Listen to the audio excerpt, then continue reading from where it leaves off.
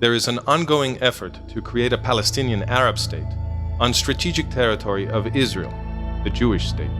The future Arab Palestinian state will be governed by PLO Fatah, now better known as the Palestinian Authority. One must take into account certain historical facts, which are mostly unknown to the public, in order to evaluate the wisdom of this policy. PLO Fatah was created by a top director of the Final Solution, the Nazi program to exterminate the European Jewish people. That is the story we will share in what follows. HIR and Faces present a series based on the book The Collapse of the West, The Next Holocaust and Its Consequences.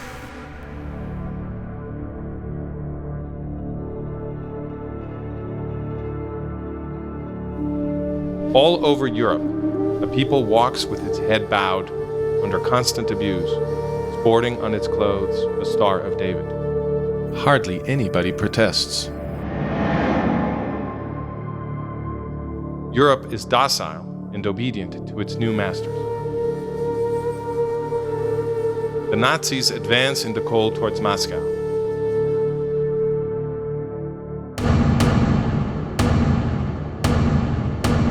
Lethal serpents coil and strike at the civilian population. Einsatzgruppen. More than 2 million human beings are destroyed, a majority of them Jewish. But before the fall of 1941, the Nazis have not yet decided to exterminate the Jewish people. They intend to expel the majority. What decided the Nazis in favor of extermination in the fall of 1941? Two things. First, nobody wanted to receive the expelled Jews. Second, in November of 1941, Hajj Amin al Husseini arrived in Berlin. Who was Hajj Amin al Husseini? He is the recognized father of the Palestinian Arab Movement. Husseini was received with all honors by the Nazis.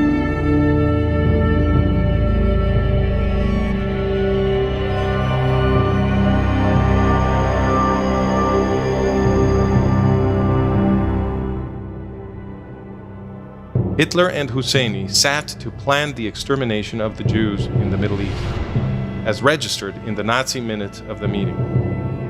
The Führer then made the following statement to the Mufti, enjoining him to lock it in the uttermost depths of his heart. Germany's objective would then be solely the destruction of the Jewish element residing in the Arab sphere under the protection of British power.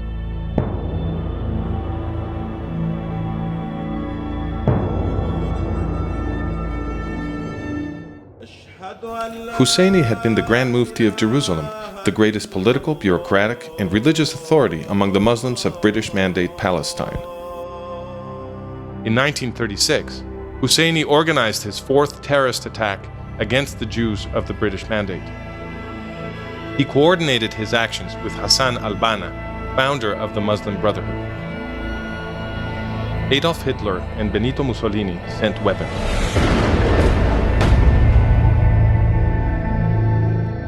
After the Arab revolt, Husseini traveled to Iran.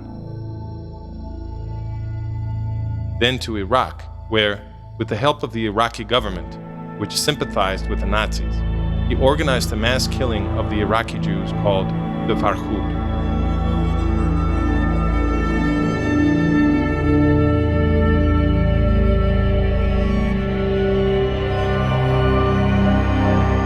Then he traveled to Rome and arrived finally in Berlin in October of 1941.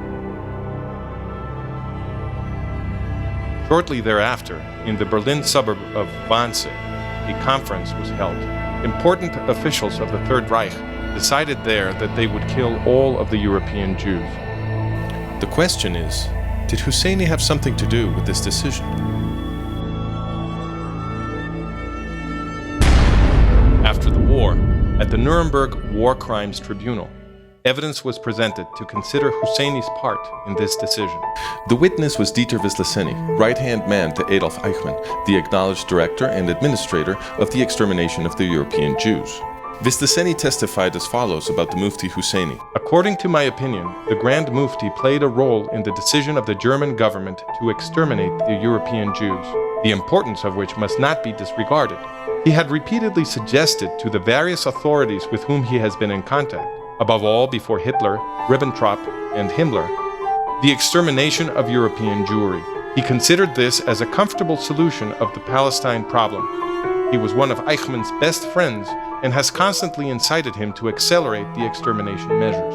This Husseini also stated the following: the Mufti is one of the originators of the systematic destruction of European Jewry by the Germans, and he has become a permanent colleague, partner, and advisor to Eichmann in the implementation of this program. In Nazi-occupied Yugoslavia, in Bosnia and Kosovo, Husseini oversaw the recruitment and training of Muslim troops for Heinrich Himmler's SS, troops that committed genocide against Serbs, Jews, and Roma.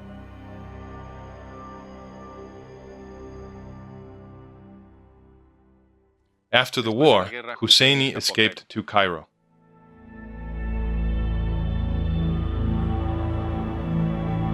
With the blood of millions of Jews still fresh on European soil, the UN voted in 1947 to establish in the Middle East a state for the Jewish people. It also approved the creation of a Palestinian Arab state. No sooner had the vote been announced, Azam Pasha, Secretary General of the Arab League, announced with great excitement that the Arabs would make a new Holocaust.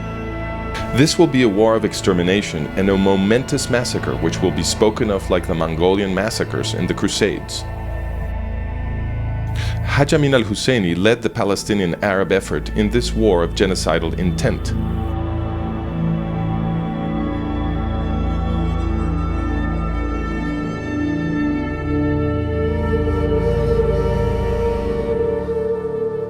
The Jews, most of them civilians without military training and without heavy weapons, defeated the professional armies of the United Arab States, and they established their new state.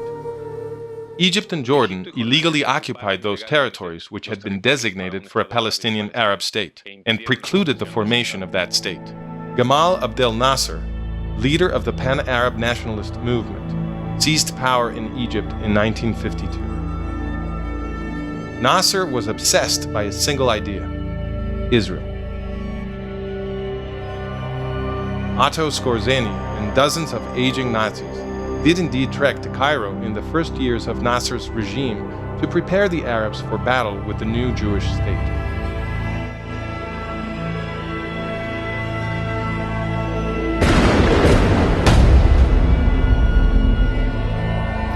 Taking advantage of the presence of his Nazi colleagues in Cairo, the Mufti Hajj Amin al Husseini made young Yasser Arafat, then living in Cairo, his protege. The Mufti secretly imported a former Nazi commando officer into Egypt to teach Mr. Arafat and other teenage recruits the fine points of guerrilla warfare. Mr. Arafat learned his lessons well. The Mufti was so proud of him, he even pretended the two of them were blood relations.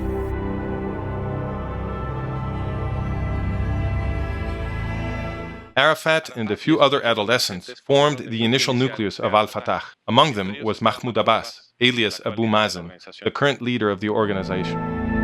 In 1967, Nasser announced a new Arab war to exterminate the Israelis. "We shall not enter Palestine," he said, "with its soil covered in sand. We shall enter it with its soil saturated in blood. The battle will be a general one, and our basic objective will be to destroy Israel."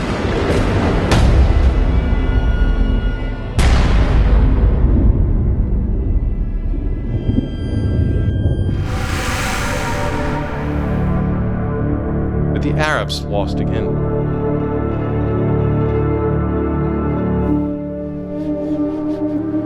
Israel acquired, among others, the territories of Gaza, Judea, and Samaria that Egypt and Jordan had illegally occupied. These are the famous disputed territories. Starting in 1970, Husseini's movement al-Fatah absorbed the PLO and adopted its name.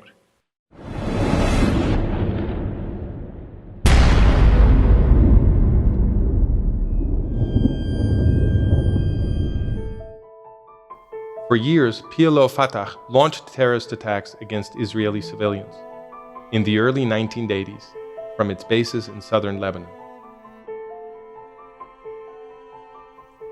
Israel invaded Lebanon and won. The remainder of the organization then took refuge in Tunis. PLO Fatah had been defeated. But in 1993-94, thanks to pressure from the United States and other Western powers, PLO Fatah was revived. PLO Fatah promised to renounce terrorism. This earned it entry into Israel as the new government of the Arab Muslim population in the disputed territories.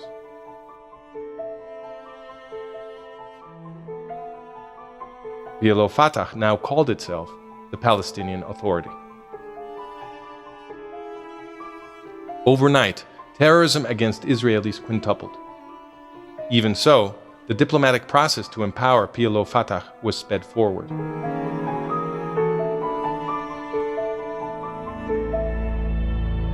On November 29, 2012, the UN granted Mahmoud Abbas's Palestinian Authority the status of observer state.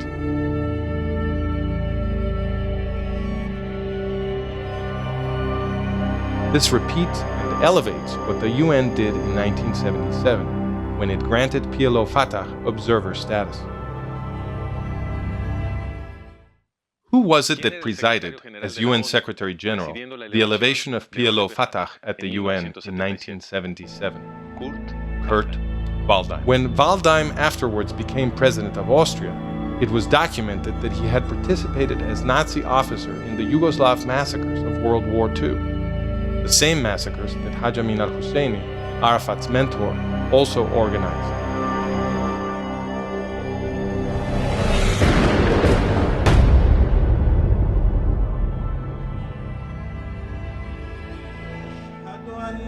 The Muslim Brotherhood of Nazi ally and Husseini ally Hassan al-Banna is gaining power all around Israel, in Tunis, in Libya, in Egypt, in Syria.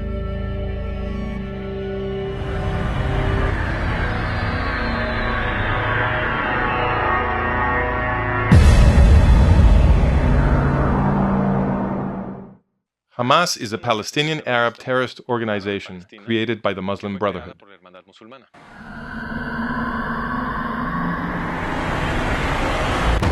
Ever since Israel disengaged from Gaza, the Hamas terrorists have been raining rockets against the Israeli civilian population. Mohammed Morsi, the new president of Egypt, is the leader of the Muslim Brotherhood. He is seeking to join PLO Fatah and Hamas in a common front. Supporting the effort to produce unity, Hamas invited Mahmoud Abbas, leader of PLO Fatah, or the Palestinian Authority, to preside an event in Gaza commemorating Fatah's first attack against Israel. Mahmoud Abbas there celebrated the memory of his mentor, Hajj Amin al Husseini, a leader of the Nazi final solution.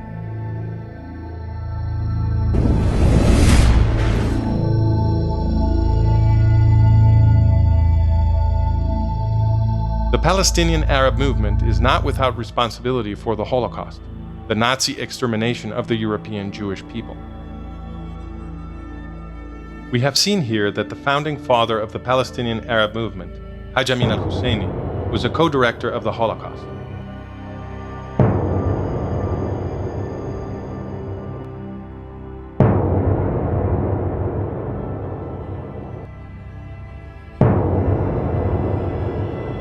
We have also seen that, after the war, Husseini created, with Nazi training, the group PLO Fatah, now better known as the Palestinian Authority.